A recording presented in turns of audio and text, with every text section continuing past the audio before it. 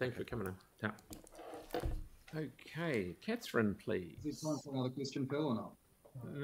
No, we're 10 minutes behind already. Sorry, James. No worries. Morning all. Good morning. You were elected by the people who live here to govern and manage our city on our behalf. Under the Local Government Act, you as elected representatives, the CEO and staff, are responsible and democratically accountable to the people of our city.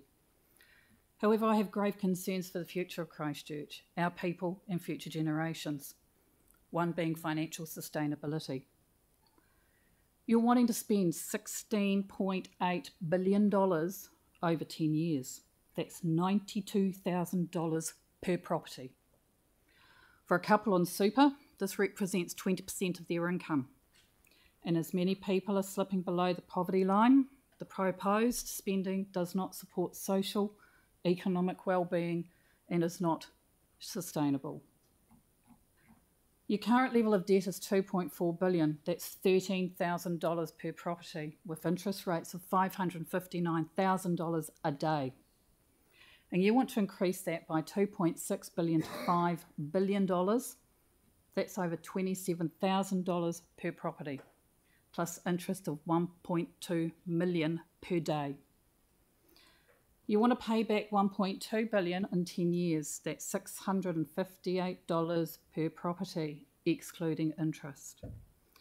So how do you propose your friends, your family, your children, your grandchildren will ever pay this ballooning debt? So borrowing. The current model is to borrow 3 times the rate's revenue. So the more you rate, the more you borrow, the more you spend. The more you spend, the more you rate, the more you borrow. We all borrow based on our earning capacity and our ability to pay debt. However, your methodology has revenue adjusted to meet your desired spending. I cannot go to my bank and force them to give me more money because I want to spend more. Yet this is your approach with us, which is extremely flawed, dangerous and fiscally irresponsible. But here's the scary part that should be of grave concern to everyone. Council uses rates, water and property, as security for their loans. These rates are attached to our properties, our homes. This means if council defaults on payments, or the creditors call in the loans, or the guarantee is called, or council forces us into default due to unaffordable rating levels, we're at risk of losing our homes, our businesses and our assets. But wait, there's more.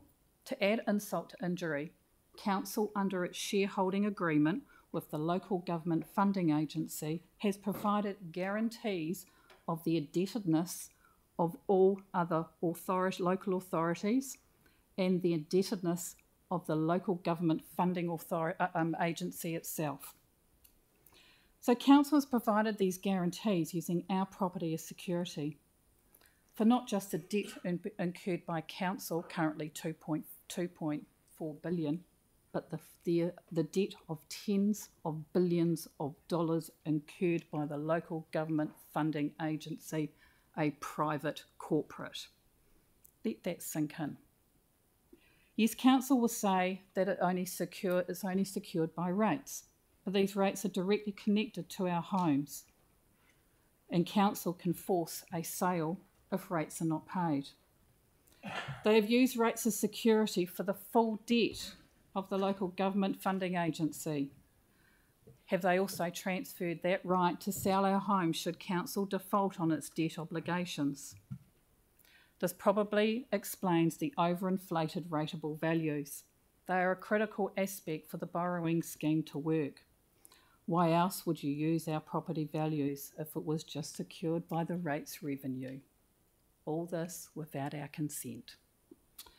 So here's the reality. There is a cost of living crisis. We can no longer afford councils increasing spending, debt and rates.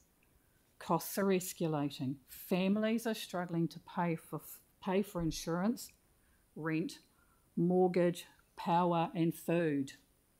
The downward spiral to insolvency and bankruptcy ensues, putting people out of business, losing jobs, losing homes, putting them firmly on the cliff's edge financially, mentally, physically. Is this what you want for our city? And how many people have to suffer before you say no more? 1 in 5 councils in England state they are likely to declare bankruptcy within the year. A situation so dire, there is now a council bankruptcy tracker. What is the key factor behind this? It's spending and debt. So you have an obligation to the people under the Local Government Act. You have made a declaration to the city. You have an obligation to act in good faith with proper motive in the best interests of the people. Duty to exercise power for proper purpose. Duty to comply with the laws of this land. And duty to be fiscally responsible. Is putting people at risk of bankruptcy, poverty, homelessness, financial ruin, escalating health issues as being in the best interests of the people, acting in good faith, and being fiscally responsible. How are you going there, mate? A little bit left, sorry. All funding, whether it's from Crown or from debt or from subsidies or grants, comes out of our pockets. We're paying for it all. So I'm asking you to put the people of the city first, not corporations, foreign entities, government agencies, political parties, lobby groups, climate alarmists, global agendas and so forth. People. I'm asking you to make decisions that stick to the financial parameters of the current long-term plan. Don't enslave our people in uncontrollable spiralling debt that are in the best interests of our people, not global or political entities, and do no harm. So I hope by now you're fully aware of the financial train wreck you are on, the responsibility, accountability and liability that sits with you.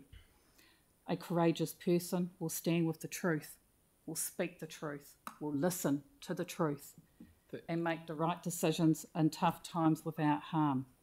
A coward will sit in silence of the truth, hide behind lies, political agendas and motivations. Yeah, thank you very much. Good on you. Okay, so we've got Kim. You're well over time, so thank you for your presentation.